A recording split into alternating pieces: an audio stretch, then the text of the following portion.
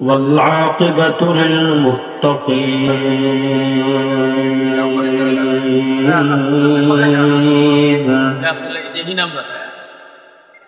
والصلاة والسلام على أشرف الأنبياء والمرسلين وعلى آله وأصحابه أجمعين.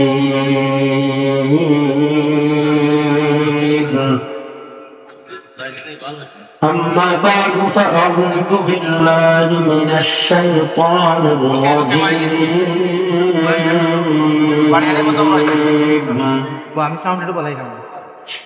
بسم الله الرحمن الرحيم.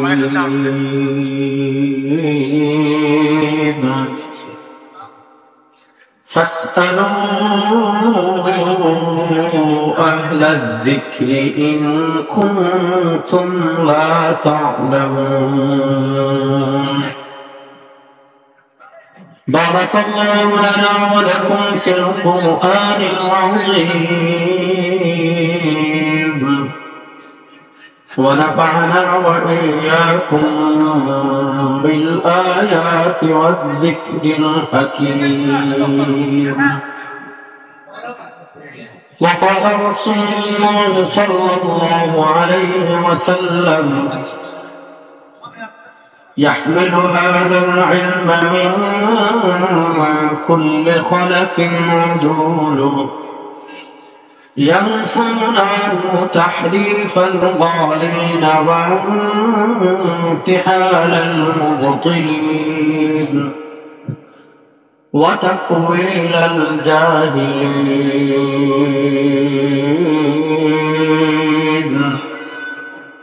أو كما قال عليه الصلاة والسلام. আল্লাহ রাব্বুল ইজ্জত ওয়াল জালালের লাখ কোটি শুকরিয়া আদায় করছি। বাংলাদেশের ঐতিহ্যবাহী দ্বীনি ইদারা জামে আরবিয়া ইসলামিয়া দারুল কোরআন দয়ামীর মাদ্রাসা আজকের ৭২তম বার্ষিক ওয়াজ মাহফিলে রাত ১২টা, অনেক রাত, গভীর রাত। এখন রাত শুরু হয়েছে ৫:৩০। আল্লাহ তাআলা গভীর রাতে আমাদেরকে আরামের বিছানা ছেড়ে এই দ্বীনি মজলিসে আসার, বসার, কথা বলার, কথা শোনার তৌফিক দান করেছেন। আমরা সবাই একবার আল্লাহ রাব্বুল ইজ্জত ওয়াল জালালের দরবারে কালেমাতুশ শুকর আদায় করি, আলহামদুলিল্লাহ। আমি গত বছরও বলেছিলাম যে এখানে আমি ওয়াজ করতে আসি না। এই মাদ্রাসার সম্মানিত মুহতামিম ও শাইখুল হাদিস আমার সম্মানিত চাচাজি, ওনার হুকুম, শুধু হুকুম পালন করতে আসি। আজকেও আমি শুধু চাচার হুকুম পালন করতে আসছি। এখানে উলামায়ে কেরামের ঘাঁটি, উলামায়ে কেরামের শহর, এত বড় মাদ্রাসা, এখানে এত এত আলেম। এখানে আমার আলোচনা করার মতো যোগ্যতা ১ নম্বর নাই, আর ২ নম্বর আপনারা এই বিকাল থেকে বয়ান শুনতেছেন, রাত ১২টা বয়ান শুনতে শুনতেও মোটামুটি আপনাদের পেট ভরে গেছে। তো কেউ যদি বিরিয়ানি খেয়ে পেট ভরে, এরপর আর শুটকি খেতে আর তার মন চায় না, এটা দুনিয়ার নিয়ম। তো শুনেন, আমি কয়েকটা কথা খুব সহজ করে আপনাদেরকে বোঝানোর চেষ্টা করব। আমরা পরকাল বিশ্বাস করি। নাস্তিক আর আস্তিকদের ভিতর পার্থক্যের মৌলিক প্রথম সীমান্ত যেটা, তাদের মৃত্যুর মাধ্যমে তাদের জীবন শেষ, আর আমাদের মৃত্যুর পরে আরেকটা জীবন শুরু হয়। তাদের সবচেয়ে বড় দলিল তাদের কাছে আকল। হযরত তানবীর রহমাতুল্লাহর কিতাব আছে ব্যাপার। তারা যেটা যুক্তি ধরে এটা মানে, যুক্তি যেটা ধরে না এটা মানে না। আল্লাহ তাআলা পবিত্র কোরআনের সূরাতুল হজ্জের ৫ নম্বর আয়াতে বলেছেন, ইন কুনতুম ফি রাইবিন মিনাল বাস। তাদের যুক্তি কি? যে আমি 1000 বছর থেকে মরে কবরে থাকবো, মনে করেন আমার গোশত মাটির সাথে মিশে যাবে, আমার চামড়া মাটির সাথে মিশে যাবে, আমার হাড্ডি মাটির সাথে মিশে যাবে, আমার সবকিছু মাটি খেয়ে ফেলবে, আমি আবার সৃষ্টি হবো, এটা কি সম্ভব? যুক্তি ধরে না। আল্লাহ বলেন পুনরুত্থান নিয়ে যদি তোমাদের সামান্য সন্দেহ থাকে যে আমার গোশত মাটির সাথে মিশে গিয়েছে, আমার চর্বি মাটির সাথে মিশে গিয়েছে, আমার হাড্ডি মাটির সাথে মিশে গিয়েছে, শোনো, তোমাদেরকে আমি ডায়মন্ড থেকে সৃষ্টি করিনি, তোমাদেরকে আমি স্বর্ণ থেকে সৃষ্টি করিনি, দামি কোন জিনিস থেকে সৃষ্টি করিনি।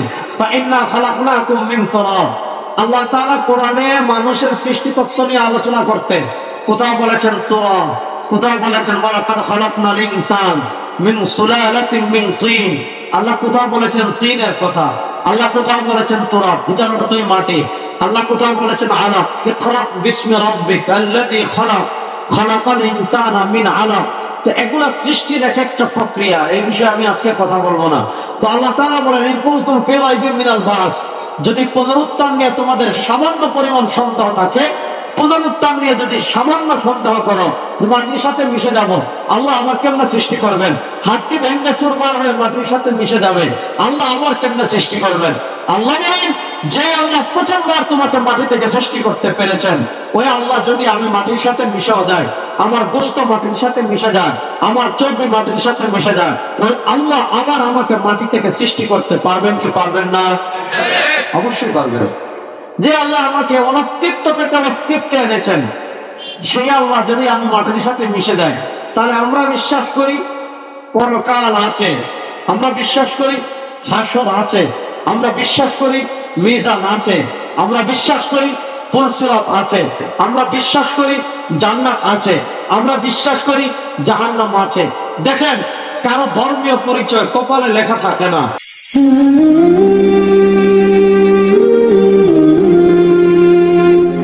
সৃষ্টিগত দিক থেকে সবাই সমান, আমারও হাত আছে, হিন্দুরও হাত আছে, আমার পা আছে, হিন্দুরও পা আছে, আমারও চোখ আছে, হিন্দুরও চোখ আছে, আমার খেতে মুখ লাগে, হিন্দুদেরও লাগে, আমার ধরতে হাত লাগে, হিন্দুদেরও লাগে, আমার হাঁটতে পা লাগে, হিন্দুদেরও লাগে, আমার যা কিছু লাগে হিন্দুদেরও তা লাগে, বৌদ্ধদেরও তা লাগে। আমার জৈবিক চাহিদা পূর্ণ করতে হয়, হিন্দুদেরও করতে হয়, আমার খিদা লাগে, হিন্দুদেরও লাগে, আমার প্রাকৃতিক প্রয়োজন করতে হয়, হিন্দুদেরও লাগে, আমার কষ্ট লাগে, হিন্দুদেরও লাগে, আমি কাঁদি, হিন্দুরাও কাঁদে। তো মানুষের ধর্মীয় পরিচয় কপালে লেখা নাই, শরীরে লেখা নাই, বাহ্যিক অবয়বে সবাই সমান, বাহ্যিক ভাবে আমার যা লাগে তাদেরও তা লাগে, কিন্তু পরিচয়ের ভিন্নতা কেন হলো? মনোযোগ। পরিচয়ের ভিন্নতা কেন হলো? মনোযোগ। পরিচয়ের ভিন্নতা এই জন্য এসেছে, তারা কিছু বিশ্বাস পালন করে, যে বিশ্বাস পালন করার কারণে তারা হিন্দু, ওরা কিছু বিশ্বাস পালন করে, যে বিশ্বাস পালন করার কারণে তারা ইহুদি, ওরা কিছু বিশ্বাস পালন করে, যে বিশ্বাস পালন করার কারণে তারা খ্রিস্টান, এরা কিছু বিশ্বাস পালন করে, যে বিশ্বাস পালন করার কারণে তারা বৌদ্ধ, এরা কিছু বিশ্বাস পালন করে, যে বিশ্বাস পালন করার কারণে নাস্তিক, আর আমরা কিছু বিশ্বাস পালন করি, যে বিশ্বাস পালন করার কারণে আমরা মুসলমান। এজন্য ইসলামে আমলের চেয়ে আকীদার দাম বেশি। যুবকরা ভালো করে বুঝবেন, এই যুগে ইসলামের দিকে সবচেয়ে ভয়ঙ্কর ভাবে, ভয়ঙ্কর স্রোতে ইসলামের দিকে যে ফিতনা দিয়ে আসতেছে, ওই ফিতনার নাম হলো মডারেট ইসলাম। মডারেট ইসলাম মানে সবকিছুকে ইসলামাইজেশন করা, সুদকে ইসলামাইজেশন করে হালাল করে দিবে, বিশ্বকাপ খেলাকে ইসলামাইজেশন করে দিবে, ব্যাপারটা নারীকে দেখা ইসলামাইজেশন করে দিবে, নারীর সাথে আত্মা দেওয়া ইসলামাইজেশন করে দিবে।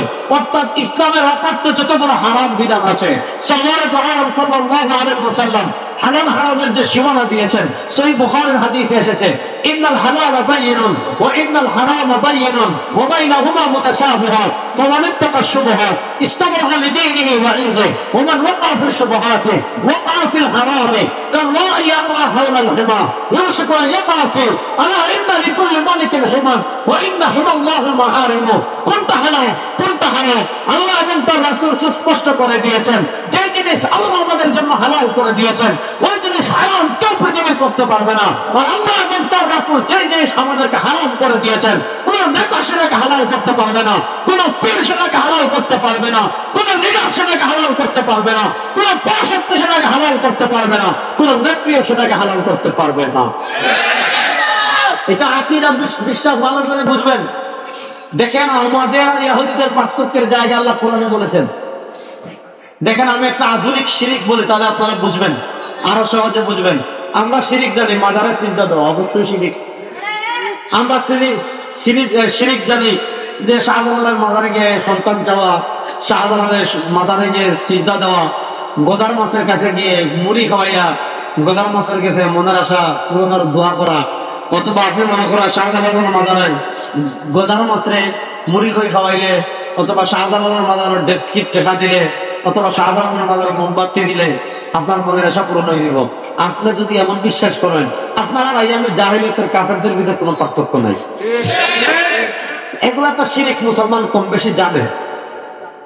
আমি একটা আধুনিক শিরকের কথা বলি, তাহলে আপনারা বুঝবেন আমাদের আর ইহুদিদের পার্থক্যের জায়গাটা কোথায়। আমাদের রব কে? না আসতে বলেন, এই জন্য বলেন না, অনেক রাত হয়েছে, আল্লাহর রহমত তো দুনিয়া আসমানের নিকটে চলে আসছে। তাহলে বলেন আমাদের রব কে? আল্লাহ। দেখেন রব মানে কি, রবের পরিচয় কি? দেখেন ইসলামের এক একটা পরিভাষা, এটা আমাদের কাছে আমানত। রব, ইলাহ, দ্বীন, ইবাদত, এগুলা শরীয়ত পরিভাষা। রব এটা একটা পরিভাষা, ইলাহ এটা একটা পরিভাষা, দ্বীন এটা একটা পরিভাষা, ইবাদত এটা একটা পরিভাষা। ইসলাম যেমন সুরক্ষিত, কোরআন যেমন সুরক্ষিত, ইসলামের পরিভাষাগুলো এভাবে সুরক্ষিত। 1400 বছর রবের যে অর্থ, এই অর্থই আপনাকে করতে হবে, ভিন্ন অর্থ আপনি করতে পারবেন না। 1400 বছর দিনের যে অর্থ, এই অর্থই আপনাকে করতে হবে, ভিন্ন অর্থ আপনি করতে পারবেন না।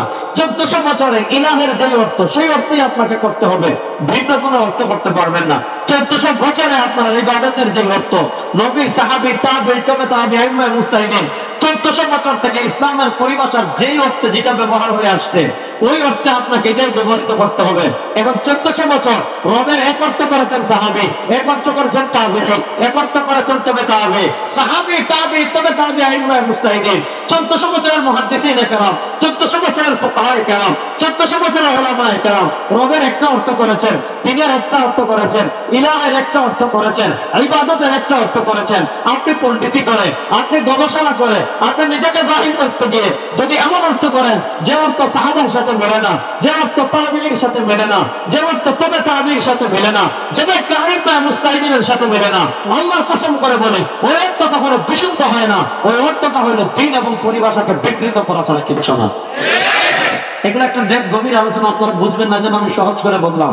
তাহলে আমরা বিশ্বাস করি আমাদের রব একমাত্র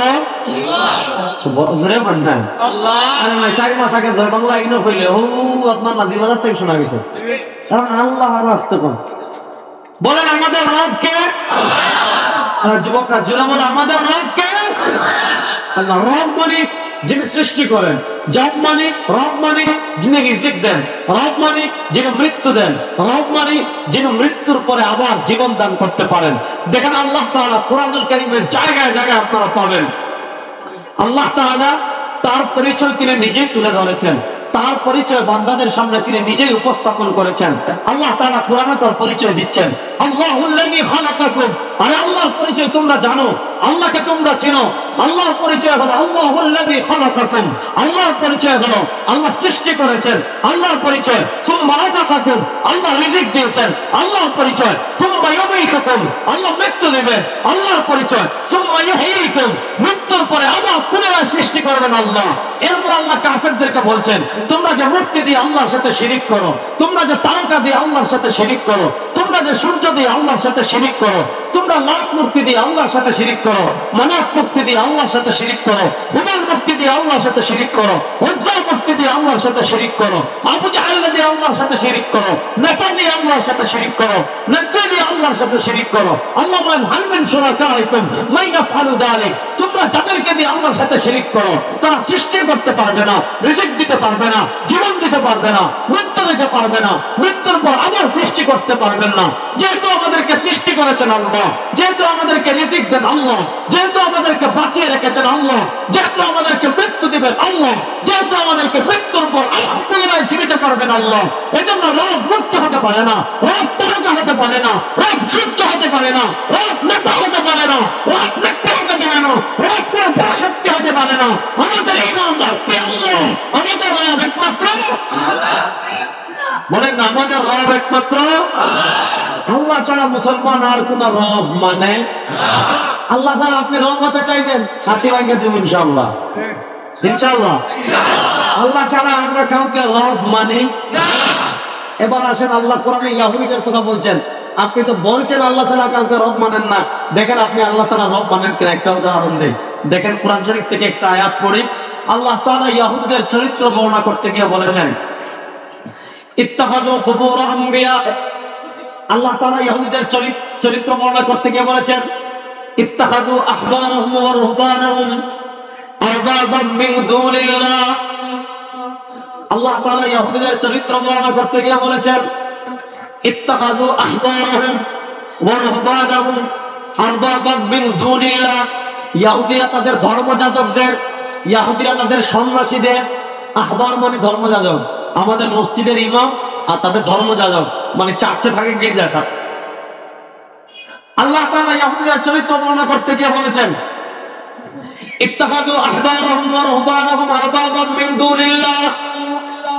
ইহুদীরা আল্লাহকে বাদ দিয়ে তাদের ধর্মযাজকদের রব বানিয়েছে, ইহুদীরা আল্লাহকে বাদ দিয়ে তাদের সন্ন্যাসীদেরকে রব বানিয়েছে।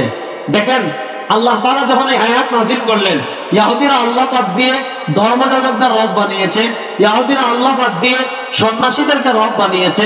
এই আয়াত যখন নাযিল হলো, হযরত আদী ইবনে হাতিম রাদিয়াল্লাহু তাআলা আনহু, যিনি ইহুদীদের আলেম ছিলেন, পণ্ডিত ব্যক্তিত্ব ছিলেন, ওই যে আমরা ছোটবেলায় হাতেম তার গল্প পড়েছি, অনেক দানশীল ছিলেন। তিনি তো নবী করিম সাল্লাল্লাহু আলাইহি ওয়াসাল্লামের যুগ পাননি, নবী করিম সাল্লাল্লাহু আলাইহি ওয়াসাল্লামের আগেই তিনি ইন্তেকাল করেছেন। তার ছেলে হযরত আদী ইবনে হাতিম, তিনি মুসলমান হয়েছেন, কালেমা পড়েছেন, তিনি সাহাবী ছিলেন। আল্লাহ তাআলা ইহুদীদের এই চরিত্র নিয়ে যখন আয়াত নাযিল করলেন যে ইহুদীরা ধর্মযাজকদের রব বানিয়েছে, ইহুদীরা তাদের সন্ন্যাসীদের রব বানিয়েছে, তিনি রাসূল করিম সাল্লাল্লাহু আলাইহি ওয়াসাল্লামের কাছে আসলেন। আয়েশা বলেন, ইয়া রাসূলুল্লাহ, আল্লাহ এটা কেমনে বললেন? আমরা তো এদের ইবাদত করিনি, আমরা তো এদের সিজদাও দেইনি, আমরা তো এদের ইবাদত করিনি, আমরা তো এদের সিজদা দেইনি। যেহেতু আমরা এদের ইবাদত করিনি, যেহেতু আমরা এদেরকে সিজদাও দেইনি, তাহলে এদেরকে রব বানাইলাম কেমনে? যদি আমরা ধর্মযাজকদের রব বানাতাম, যদি আমরা সন্ন্যাসীদের রব বানাতাম, আমরা তাদেরকে সিজদা দিতাম, আমরা তাদের ইবাদত করতাম, যেহেতু আমরা তাদের ইবাদত করিনি, যেহেতু আমরা তাদেরকে সিজদাও দেইনি, তাহলে আমরা তাদেরকে রব বানাইলাম কেমনে? রব তো বানাই নাই, অথচ আল্লাহ বলেন রব বানালাম। সরওয়ার দু আলম সাল্লাল্লাহু আলাইহি ওয়াসাল্লাম জবাব দিচ্ছেন, আমা ইন্নাহুম লাম ইয়াসজুদু লাহুম। আরে শোনো, যদিও তোমরা তাদেরকে সিজদা দাও নাই, যদিও তোমরা তাদেরকে ইবাদত করো নাই, যদিও তোমরা তাদের সিজদা করো নাই, কিন্তু ইন্নাহুম ইযা আহাল্লু শাইআন হারামাল্লাহ ওয়া হারামু শাইআন আহাল্লাল্লাহ। ইন্নাহুম ইযা আহাল্লু শাইআন হারামাল্লাহ ওয়া হারামু শাইআন আহাল্লাল্লাহ। শুনেন, আমাদের ঈমান আইন দেওয়ার মালিক একমাত্র আল্লাহ। আর আস্তে বক্কা আল্লাহ। আপনারা আছেন না অন্য? তাহলে বলেন তো, আইন দেওয়ার মালিক একমাত্র আল্লাহ। বলেন, আইন দেওয়ার মালিক একমাত্র আল্লাহ। ইনিল হুকমু ইল্লা লিল্লাহ। আল্লাহর আইন একটা হলো, আপনি আইন করেছেন 4 লেন হবে, রাত্রে আস্তে গাড়ি যাবেন, একটা আইন করলেন। মাদ্রাসার সামনে হর্ন বাজাবেন না, এটা একটা আইন করলেন। মাদ্রাসার স্ত্রীটা গাড়ির প্যাসেঞ্জার ব্যবহার করবেন না, একটা আইন করলেন। রাত 10টার পর বাতি জ্বালাবেন না, একটা আইন করলেন। মাদ্রাসার মাঠে গরু রাখবেন না, একটা আইন করলেন। মাদ্রাসার মাঠে গরুর হাট বসাবেন না, একটা আইন করলেন। মাদ্রাসার মাঠে গাড়ি পার্কিং করবেন না, এটা একটা আইন করলেন। এই আইনগুলো মানুষের কল্যাণার্থে আপনি করেছেন, এগুলা করেন, কোনো সমস্যা নাই। কিন্তু যে আইন আল্লাহ কোরআনে দিয়ে দিয়েছেন, যে আইন অকাট্যভাবে আল্লাহ কোরআনে দিয়ে দিয়েছেন, ওই আইন পরিবর্তন করার ক্ষমতা পৃথিবীর কারো নাই, পৃথিবীর কোনো নেতার নাই, পৃথিবীর কোন রাষ্ট্রের নাই, পৃথিবীর কোন সংসদের নাই, পৃথিবীর কোন প্রধানমন্ত্রীর নাই। আমরা বিশ্বাস করি আইন দেওয়ার মালিক একমাত্র আল্লাহ। যে আইন আল্লাহ দিয়েছেন, ওই আইন না শেখ হাসিনা পরিবর্তন করতে পারে, না প্রকৃত ফাতিহাত্তা পরিবর্তন করতে পারে। আল্লাহ যে আইন দিয়েছেন, ওই আইন পরিবর্তন করার অধিকার পৃথিবীর কোন মানুষ রাখে না। ওই আইন পরিবর্তন করার অধিকার কোন মানুষ রাখে। তাহলে ইহুদিরা রব বানাইছে কেমনে বুঝেন? ইন্নাহুম ইযা আহাল্লু শাইআন হারামাল্লাহ ওয়া হারামু শাইআন আহাল্লাল্লাহ। দেখা যাচ্ছে আল্লাহ একটা জিনিসের বিধান দিয়েছেন, এটা হালাল, ধর্মযাজকরা আর সন্ন্যাসীরা বলে এটা হারাম। আল্লাহ একটা জিনিসের বিধান দিয়েছেন, ওইটা হারাম, ধর্মযাজক আর সন্ত্রাসীরা বলেছে, সন্ন্যাসীরা বলেছে এটা হালাল। তাহলে একদিকে আল্লাহর বিধান হালাল, আরেকদিকে এদের বিধান হারাম। একদিকে আল্লাহর বিধান হারাম, আরেকদিকে সন্ন্যাসীদের বিধান হালাল। একদিকে আল্লাহর বিধান হালাল, আরেকদিকে ধর্মের উপাসনালয় যারা থাকে ধর্মযাজক এদের বিধান হালাল। এবং একদিকে আল্লাহর বিধান, আরেকদিকে ধর্মযাজকদের বিধান। আল্লাহর বিধান না মেনে ধর্মযাজকদের বিধান মেনেছে, আল্লাহর বিধান না মেনে সন্ন্যাসীদের বিধান মেনেছে। তো আল্লাহ বলে যেখানে আল্লাহর বিধান আছে সেখানে আল্লাহর বিধান বাদ দিয়ে তুমি ধর্মযাজকদের বিধান মেনেছো, আল্লাহর বিধান বাদ দিয়ে তুমি সন্ন্যাসীদের বিধান মেনেছো। মানে কি? তুমি আল্লাহকে বাদ দিয়ে এদেরকে রব বানিয়েছো।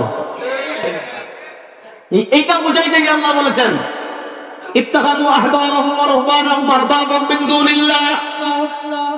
এবার বুঝেন ইহুদিরা আল্লাহ আইনের বিপরীত সন্ন্যাসীদের আইন মানার কারণে আল্লাহ এদেরকে রব বানাইছেন। এবার বাংলাদেশের মুসলমান আপনি একটা জিনিস চিন্তা করেন, আপনি একটা জিনিস হিসাব মিলান, আপনি একটা জিনিস বুঝেন তো, একদিকে আল্লাহ কোরআনের বিধান, আরেকদিকে ডেমোক্রেসির বিধান, একদিকে আল্লাহর কোরআনের বিধান, আরেকদিকে সেকুলারিজমের বিধান, একদিকে আল্লাহর কোরআনের বিধান, আরেকদিকে সোশ্যালিজমের বিধান, একদিকে আল্লাহর কোরআনের বিধান, আরেকদিকে আপনার মুক্তিযুদ্ধের চেতনা, একদিকে আপনার কোরআনের বিধান, আরেকদিকে আপনার কথিত জাতির আব্বার চেতনা, একদিকে আপনার কোরআনের বিধান, আরেকদিকে আপনার নেতার বিধান, একদিকে আপনার কোরআনের বিধান, আরেকদিকে আপনার নেত্রের বিধান, একদিকে আল্লাহর কোরআনের বিধান, আরেকদিকে আপনার নেতার বিধান, একদিকে আল্লাহর কোরআনের বিধান, আরেকদিকে আপনার দলের বিধান। এবার আপনি যদি আল্লাহর বিধানের উপর আপনার দলের বিধানকে প্রাধান্য দেন, আপনি যদি আল্লাহর বিধানের উপর আপনার নেতার বিধানকে প্রাধান্য দেন, আপনি যদি আল্লাহর বিধানের উপর আপনার নেত্রের বিধানকে প্রাধান্য দেন, আপনি যদি আল্লাহর বিধানের উপর আপনার কথিত জাতির আব্বার বিধানকে প্রাধান্য দেন, আপনি যদি আল্লাহর বিধানের উপর কথিত মুক্তিযুদ্ধের চেতনার বিধানকে প্রাধান্য দেন, আপনি যদি আল্লাহর বিধানের উপর আপনার নেত্রের বিধানকে প্রাধান্য দেন, আপনার ভিতরে আর ইহুদিদের মধ্যে কোনো পার্থক্য না। আপনার মধ্যে আর ইহুদিদের মধ্যে কোনো পার্থক্য। দেখেন ইহুদি আর আমাদের পার্থক্যের জায়গাটা কোথায় একটু আমি বুঝাইলাম। দেখেন ইহুদি আর আমাদের পার্থক্যের আরেকটা জায়গা আমি বলি, তাদের যুবকদের কাছে ব্যাপারটা ক্লিয়ার হবে। দেখেন আল্লাহ তাআলা আমাদের জন্য সম্মানিত যে বার করেছেন মুহাম্মদ সাল্লাল্লাহু আলাইহি ওয়াসাল্লামের উম্মতের জন্য, সরওয়ারে দু আলম সাল্লাল্লাহু আলাইহি ওয়াসাল্লামের উম্মতের জন্য আল্লাহ তাআলা 7 দিনের ভিতর শ্রেষ্ঠ দিন করেছেন শুক্রবারকে। বলেন কি বারকে?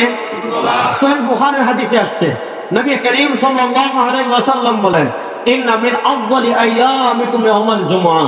আল্লাহ তাআলা 7 দিনের ভিতর তোমাদের জন্য সর্বশ্রেষ্ঠ করেছেন জুমাবারকে। কেন? ফিহি খুলিকা আদম ওয়া ফিহি কুবিদা ওয়া ফিহি নুফিকা ওয়া ফিহি সাকা। অনেকগুলো কারণ আছে। শুক্রবারে এটা হবে, এটা হবে, এটা হয়েছে, এটা হয়েছে, এটা হয়েছে। 5টা কারণে শুক্রবারে আল্লাহ তাআলা আমাদের জন্য স্পেশাল করেছেন। আল্লাহ তাআলা শুধু শুক্রবারকে আমাদের জন্য স্পেশাল করেই ছেড়ে দেননি। আল্লাহ তাআলা আল্লাহ নবী সাল্লাল্লাহু আলাইহি ওয়াসাল্লাম হাদিসে বলেছেন ইন্না ফিল জুমআতি লাসাআ।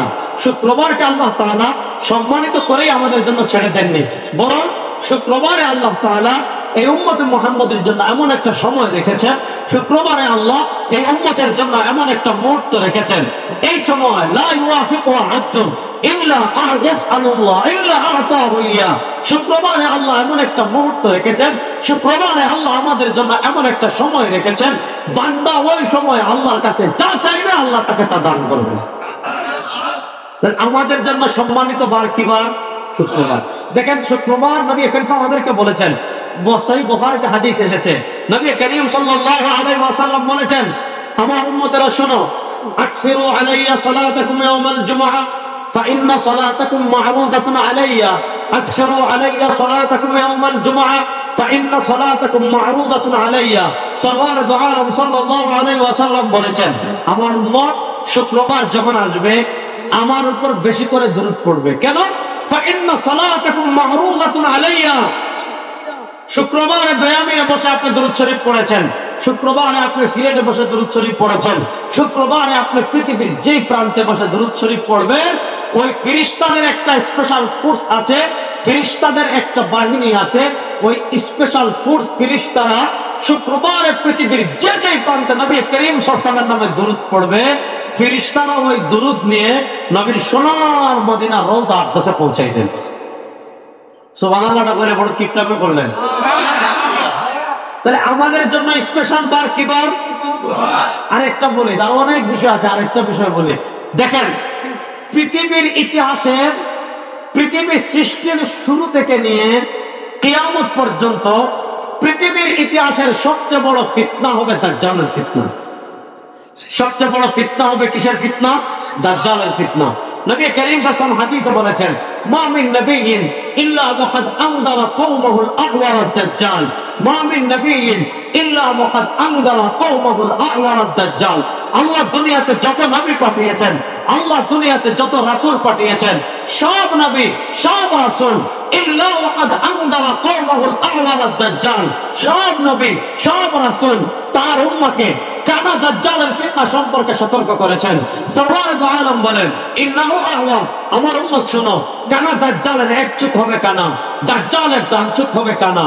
ওয়া ইন্না রাব্বাকুম লাইসা বিআ'ওয়ার, শুনেন আমাদের আল্লাহ কি কানা? মাতেন না দেখি, আমাদের আল্লাহ কি কানা না? দাজ্জালের এক চোখ হবে কানা আর আমাদের আল্লাহ কানা না।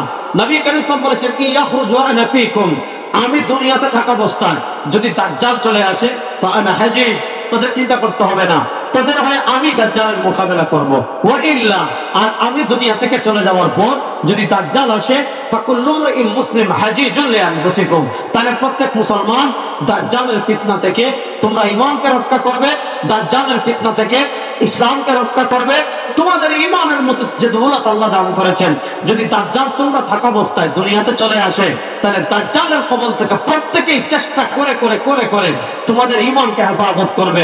নবী করিম সাল্লাল্লাহু আলাইহি ওয়াসাল্লাম দাজ্জালের ফিতনাকে এত ভয় পেতেন এবং এতটা রাসূলুল্লাহ সাল্লাল্লাহু আলাইহি ওয়াসাল্লাম দাজ্জালের ফিতনা থেকে আশ্রয় চাইতেন।